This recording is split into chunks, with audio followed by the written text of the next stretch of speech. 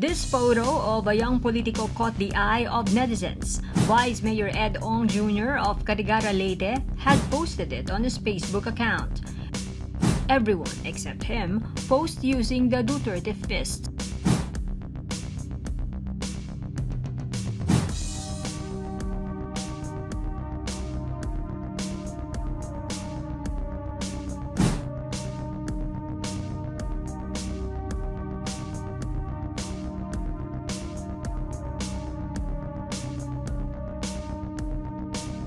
While some praised him, other netizens criticized Ong for his political family.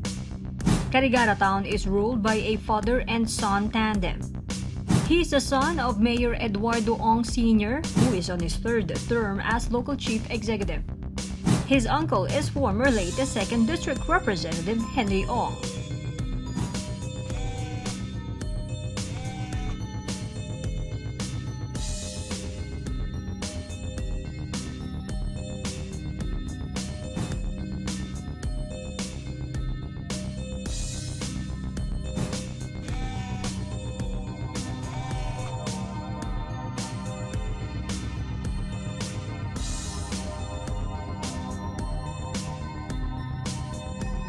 In the 2019 elections, Ong won as vice mayor at the age of 22, making him the youngest elected official to hold the post in the province.